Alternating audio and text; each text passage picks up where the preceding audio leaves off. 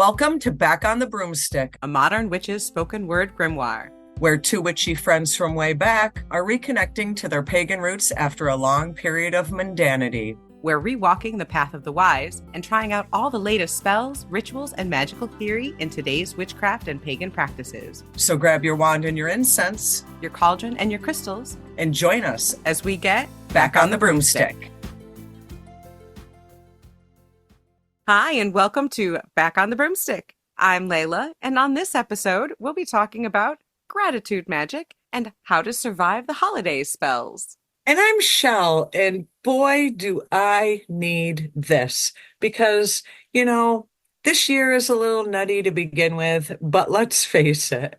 And Layla, you know my family. This is a trying time every year. You got to get together with these people. Like I love these people. I have deep love for these people, but wow, sometimes by the end of the day, I am done. I am done. November in the United States brings us Thanksgiving. And we're not going to get into the problematic origins of that holiday in this episode. But, it also brings Friendsgiving events and a lot of family and getting together with coworkers and relatives and people that we love. Let's not lie. I'm looking forward to getting fat, okay? I just want to eat my face off. Eat my face off. The carbs, the gravy, it's just sheer heaven. Pie. Let's talk pie. Oh, pie. So many different kinds of pie. My mother sets a whole day aside to bake pies before Thanksgiving. I love it. I'm going to throw you under the bus here in front of all of our listeners. Oh, shit. And a little fun fact about Layla and her life. And I always found this a little weird about you when I first met you like 30 years ago. But as I got older, I totally got it. Your family actually treats Thanksgiving as the major holiday of the year. Yes. Here in North America, whether you are Christian or not, pretty much Christmas is the big boom of the year. We all do our Christmas thing with our families. But for you, that Christmas never really meant anything to your family. And Thanksgiving was like, that's your jam for your family. That's like your big gig. It is. You are absolutely correct. You know me very well. How stressful. It is. But it's a little less. We have 2 Thanksgivings, which sounds even more stressful. But it's usually about the 3rd Saturday in the month. My mother will have a big Thanksgiving at her house. And everybody's invited. It's the entire family, entire extended family. That big, you have to have 3 big tables because there's 35, 40 people there. Oh, I remember that. I remember those days. It's that kind of Thanksgiving that she likes to have. And there's a bunch of traditions involved. But she likes to have that as her big holiday. And there's a lot of Christians that go, and there's people from every side of the political spectrum. And we usually try to leave all of that at the door. But it can get a little nutty and it can get a little stressful. And I'm sure a lot of people around the country, even if you don't do it quite as big as my mother does and make like a whole 2-week celebration out of it, it can still be stressful. I've transitioned to a new phase in my life, and I'm very pleased with it. I live in a different state as my father, and I also live in yet a different state as my mother. We've talked about my mother spends the winters down south. So I am now the center of Thanksgiving. My children come to me. My sweet little grandbaby comes to me. And I set the tone for Thanksgiving now. It is not any of the stuff that is stressful anymore. Because my kids know, you only go so far with mommy. We don't talk about certain things at dinner. And we're all here to love each other. And I don't want to hear your shit. You fight later. You fight later. Because right now we're all together and I don't want to hear it. And, I do like that. But I also know that on the heels of Thanksgiving is the Christmas season, the Yule season, the Hanukkah season. And man, I can't run from it then. This time of year in the United States, people go out to dinner at someone's house or they make dinner at their own house. They have a big feast. There's also a lot of holidays that come up in December. There's Hanukkah and Kwanzaa. There's Yule and Christmas. There's so many different holidays going on right now. So that means there's a lot of family get togethers going on right now. So this episode is going to be, how do you keep that spirit of being thankful and being grateful alive when you have to deal with family and stressful situations that try and steal your joy? How can we magically, as witches, transform that energy? How do we protect our peace and bring joy into the holidays? And let's be thankful. We're talking about abundance and celebrating all the good things in our lives with our families and all the things that we have.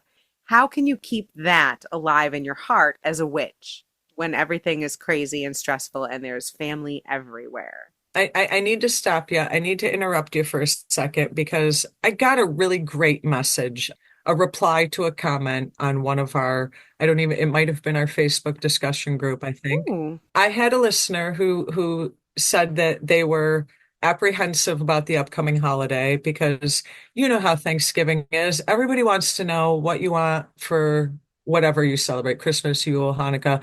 They're like, what do you want for Christmas? I need to know by Thanksgiving. And, this listener is kind of struggling with parents on a different side of the spectrum than they are. Hmm. We all get it. We're all feeling that wrath right now. And the question was, what if I want something witchy for the holidays, but my parents are kind of Christian MAGA? And here's my response. So for all you folks out there that A, don't know what to get your family members who've pissed you off this holiday season, and B, don't know what to ask for so that you actually kind of get what you want, but they're not thinking you're like some spawn of Satan, get your parents' pajamas, leave it at that. Hmm. And started having this fascination with wooden stuff, wooden bowls.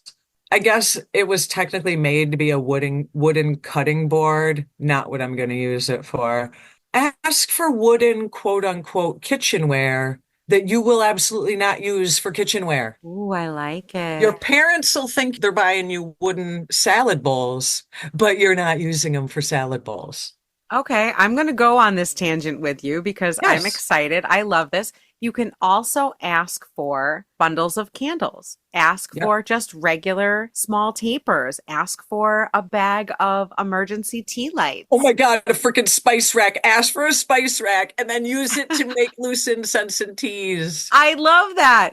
Ask for teas. Ask for a beautiful mug. Look for cast iron. Look for a small cast iron pot. It doesn't have to look like a cauldron to be a cauldron. It could just be a small cast iron Or pot. ask for a gift card to Home Goods. Mortar and pestle. You Mm. can get a lot of altar stuff at Home Goods. Okay, now a lot of you know that I am kind of a nomad. I move a lot. You One of do. the things I do when I first moved in with the love of my life that Shell introduced me to, I remember that day. our very first house together, my sister-in-law brought us a black marble mortar and pestle, and I love it. This was 25 plus years ago, and that's one of the few things that I have carried to every single house with House us. to house to house, state to state to state. Once that mortar and pestle is in my kitchen, I feel like I'm home. And I use it all the time, not just for magical things, but for mundane kitchen things as well. So ask for a really nice mortar and pestle. So that's my holiday tip for all of you that are being trapped for having to produce a gift list on this Oh, upcoming Thanksgiving season. yeah, just ask for some of the supplies that are a little less obvious, I think. I call them quote unquote kitchenware, Or find your local bookshop and ask for a gift card to that bookshop and then buy yourself tarot cards and books galore. right? Right? Now, I have a couple ideas to help keep the peace in your house. If you're going to be hosting, here's a couple things that you could do. And the first one comes from Lilith Dorsey, whom I adore. Love her. Fantastic person. Now, this is called the Sweet Not Sour Lemon Magic spell. And I love it because it's super simple. So you slice up a lemon, and for every guest, you take one slice, pin it, just take a little tack or something or some tape, whatever you've got, and stick it under their chair at the table. And what that does is the lemon will soak up all the negativity. It's going to like cut that negativity right through, just like the acidity of the lemon. Any sourness, any nasty attitudes, the lemons are going to soak up. And then after dinner, take all those lemons and put them outside, either to compost under a tree or someplace under the dirt, or just throw them away. But that way you can dispose of all that negativity outside. But just like kind of lemon scented cleaners or like cleaners with lemon in it help to wipe away the dirt better, this is going to help you to clean up all that psychic dirt, all that psychic negativity. Is that going to keep my adult children from arguing like 4-year-olds at the dinner table? Absolutely. Simple yet effective. If you put it down there with intention, you're going to have the happiest feast ever. Of course, liberal applications of mundane with your magical are the best way to go about these things. So make sure to keep everybody occupied, keep the food going, and of course, my all-time favorite, responsibly keep the cannabis flowing. Never hurt. Okay, okay. Make yourself a little smokable spell joint beforehand to share. Throw a little mugwort in there, a little lavender, a little rose petal, and everyone will be in such a good mood, no one will be able to bitch. Now, one thing that we do, and it's just because I don't know why we do this, there's no rhyme or reason to it, but we all end up doing everything. You know, my sweet love will be peeling potatoes. My daughter is the apple pie maker. My son will sit there on his phone watching all of us complaining that we're not doing things right. And I The am the supervisor. supervisor. Oh, no, wait. So he's the assistant manager. Is that it? He's He's the assistant. assistant manager, but yet I didn't hire him. Okay. Okay. So, we'll be doing stuff and then I just want everybody to stop bickering because Mhm. my adult children literally bicker like they're four because my daughter feels that he doesn't do enough. So I make them all tea. And I think tea is also a good kind of bring it in for everybody because not everybody in your family is as witchy as you are. True. Very good point. And not everyone is a cannabis smoker, nor is it good for everyone, even though I might want it to be. Right? And you got to find a common ground without maybe being totally overt about it. But you can make a different blend of tea as opposed to say using a tea bag. Make a calming, peaceful tea and make everybody drink it. Here's a tip. Chamomile is very mild. You can throw a handful of that in every single tea bag. Like just toss it in everyone's favorite tea, whether they know it or not. That's Now, going to how's help. that gonna mix with the what's that stuff in turkey? Tryptophan or something? Tryptophan. Like people are going to be passing out face down in their potatoes if I give them chamomile and turkey. Well, that's better than arguing, right? No, that's true. That's true. I should have my camera ready for this dinner. You should indeed. It's going to be the most relaxed, chill Thanksgiving ever. Right. Teas are fabulous for that. Cannabis teas, whether it's a smokable or drinkable. You can also mix these spells into food or Chelle's beloved simmer pots. You could Yep. create a Thanksgiving themed or holiday themed simmer pot and make it a spell before people show up. It's called turkey, Layla. It's called turkey. The day before when you're cleaning or the week before when you're cleaning and you're getting ready, we just had an amazing full moon. And if you have your full moon water, or if you have unlabeled full moon water sitting on a shelf, that's me. It's you. It's me. I have unlabeled moon water, but I know it's from a full moon and I know it's great. So I'm going to be adding some of that to my mop water. And, when I mix up different cleaning stuff, I'm going to add a bunch of full moon water to that and make sure I also add the intention of a peaceful home, of harmony in my home, of that fullness and abundance and gratitude, that beautiful light of the full moon in that water. I'm going to add that to everything I use to clean my house. And as you said, this is where I shine in simmer pot season. Like it's literally simmer pot season for me. And I'll do kind of more of those types of things because I feel like remember when you were younger, you'd walk into, say, your grandmother's house for dinner and just walking in and smelling a particular, maybe food related smell of her cooking that dinner that you're coming for. It kind of brings that I'm here to celebrate with family. I think everybody coming into a loving, welcoming, peaceful family gathering smell. There's something about smell magic. Is there such a thing as smell magic? But Yes. there's something about smell magic this time of year. right now I started burning those balsam fir candles. I know I'm jumping the gun on the holidays. I get it. But some of these smells invoke a certain, Yeah. I don't want to say mindset, but kind of, yeah. A And it, 100%. Yeah. Smells are very heavily tied to memory and to thoughts. And it's an excellent trigger for spell work. right, Some smells can take you back to your grandmother's kitchen, or if you walk into a house and it smells like pumpkin and nutmeg and cinnamon and right. poultry seasoning, then you know it's Thanksgiving and it's comfort and it's family. It triggers that Yeah, internal magic. So I, exactly. but I also kind of use intentional ingredients, obviously, make my little witch's stew, but then in a way that's going to evoke something for the people that are coming. Exactly. So again, maybe if you're going to do your simmer pot a couple days before people get there, or maybe the morning before people get there while you're cooking, go with pine. Go with the pine and the cypress. Put in orange and cinnamon because that's going to be cleansing for your house. You know, use the balsam fir. Use your moon water. Put your moon water in there to do that simmer. Pick your ingredients intentionally to use ingredients of the season that will evoke good memories, but also that will bring harmony and balance and cleansing to your home, to your space. But also, as part of your gratitude and your thankfulness, I like to maybe later in the day, everybody's passed out watching football on their phones, whatever the case may be. I like to kind of take a little bit of something, depends on my mood, what I'm doing, where I'm at, and kind of give an offering, give an offering to the deities that I'm grateful for, and out the elements they've put in the long haul for me. I try to be gratuitous to everything, not just family and friends. And you know me, my offerings tend to be pinches of weed.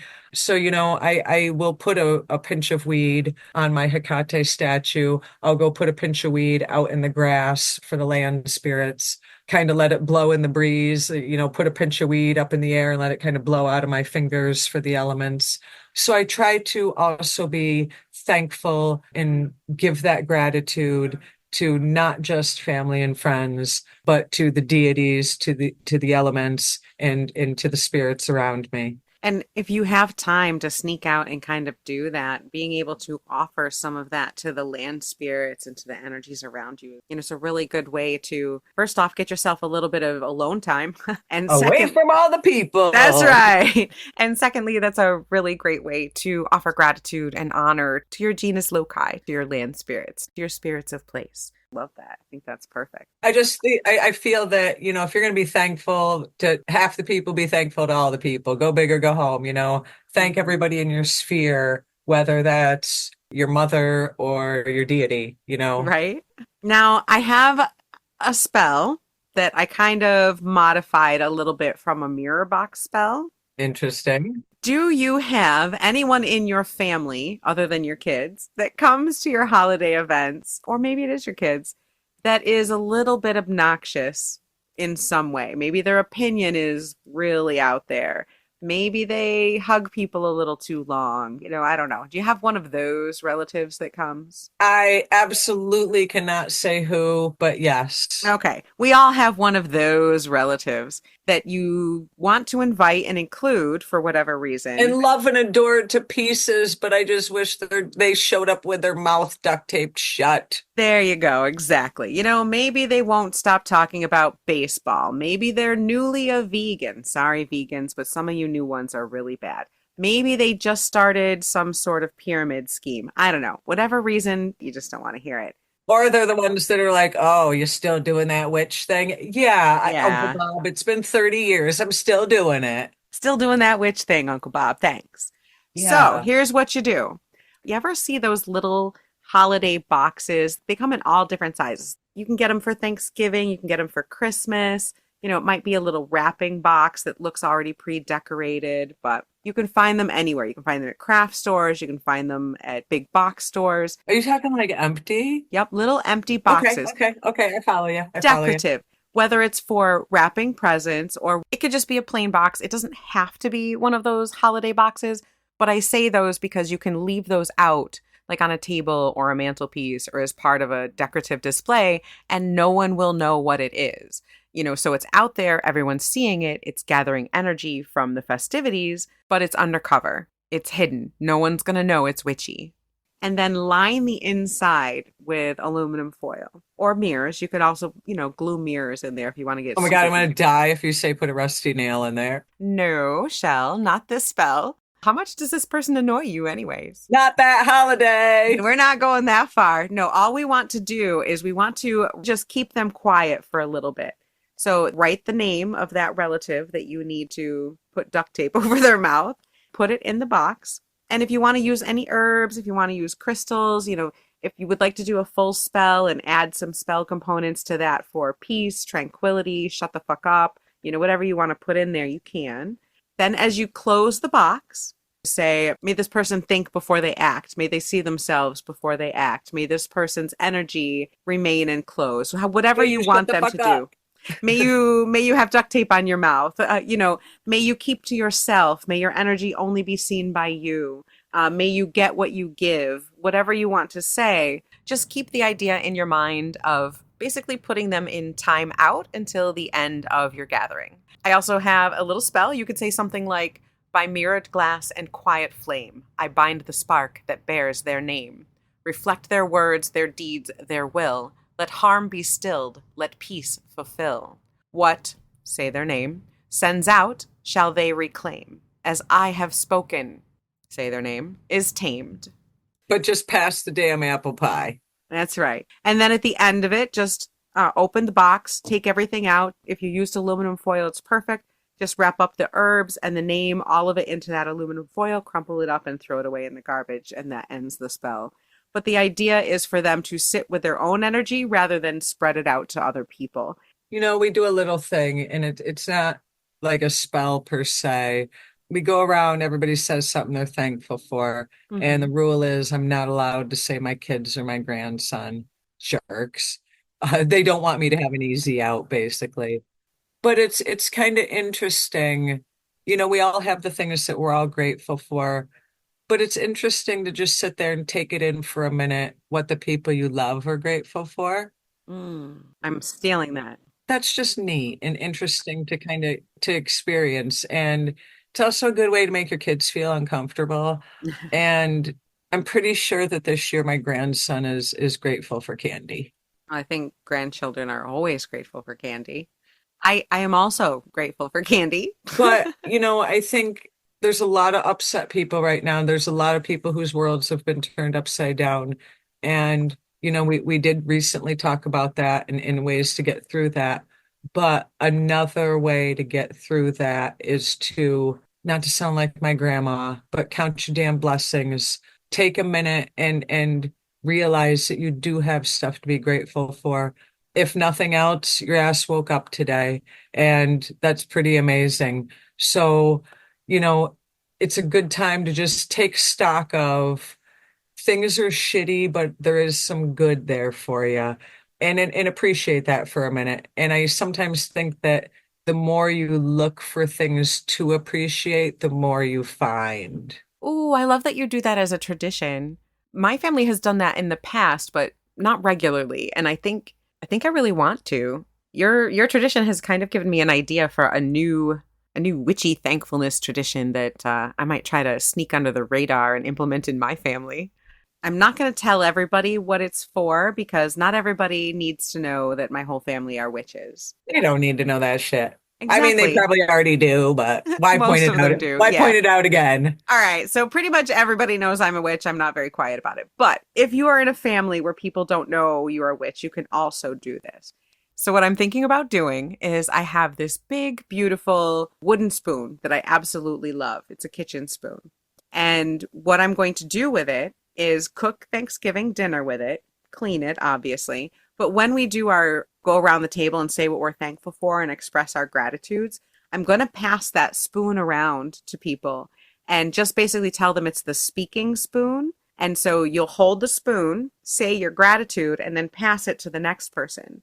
And what they're really doing is charging that spoon with their gratitude and with their hopes, their intentions, whether they know it or not. I mean, if they know it, it's obviously better. But if they You don't know it, sneaky witch. I love it. right? And then just keep that spoon in a safe place with your Thanksgiving things. And then next year, cook again with that spoon, and you'll be putting all of that gratitude, all of that energy back into your Thanksgiving feast. Clean it, and then bring it out and do it again. And it's the speaking spoon, right? So they're holding it and they don't even know they're putting all that gratitude into the spoon. You know, if I tried to do that, A, my kids would laugh at me and be like, They beat Mom's each doing, other with you're it. doing her witchy stuff. And then B, my daughter would beat my son with it. But they know it's witchy. I bet they'd still do it. They would, but they'd laugh at me and they'd be like, oh, here she Probably. goes again. But that's why I'm saying if you tell people, like everyone's kind of accustomed to the idea of a talking stick. You could just Right, say right. this is the talking stick, and then you can kind of slyly get it in But then there. what do you do with that like great aunt who won't give up the spoon? But I'm not done yet. I'm not done yet. No, yes, you are. Yes, you are, Aunt Betty. You're done. You're done, Aunt Betty. That's when Right. my fuck you ring from the last episode will come in handy. Right. Right. Now, one of the things I just want to point out that I am going to be extra thankful for this year, and I am going to put on my list of things I'm thankful for, is always you, You too. I obviously, was thinking about you. I was totally thinking about you. but all of our listeners and Yeah. everybody who supports us and hangs in there every week with us and listens to our craziness because we're really just two best friends chatting. Yeah. That's still what this is. And we appreciate everybody who's joining in on the convo. You know, for something that started out as an excuse for us to hang out and talk witchy shit together, I you know, remember that. there are so many of you around the world that are with us. That's pretty wild. And thank you guys so much. I am so glad that you're hanging out with us. We are thankful for all of you. And whether you're having Thanksgiving like we are here in America, or, you know, you're just going over to Sunday dinner at your family's, hopefully these tips and tricks can help you out a little bit to make it a little saner, May the gods be with you. right? And please, folks, just remember, it's just a day. We can all get through it. Put on your sigils, squirt your Florida water on, wear your talismans. Make sure that your jewelry is charmed for peace and serenity and protection and bring them with you. And then go eat your turkey and pie and get the hell out of there. That's right. Make your excuses, get home, go for that bull walk with your cousins, but keep your peace and protect your boundaries. Family's family, and they may be annoying and they may piss you off, but you'll miss them if they're gone. So go eat your damn dinner. We'll all get through this to the other side. Hopefully, we'll find some things to be thankful about. All right. Well, thank you all so much for listening to this gratitude episode of Back on the Broomstick. We are, of course, grateful for all of you. If you're grateful for us, please like, subscribe, leave us a review, some stars. It really helps the show out, and it makes us cackle like little witches. And oh my God, guess what? We got on this newfangled thing called Blue Sky. Nice. Yeah, check us out at BOTB Podcast on Blue Sky. New Twitter, new social media is yay, right? Yay! Woohoo!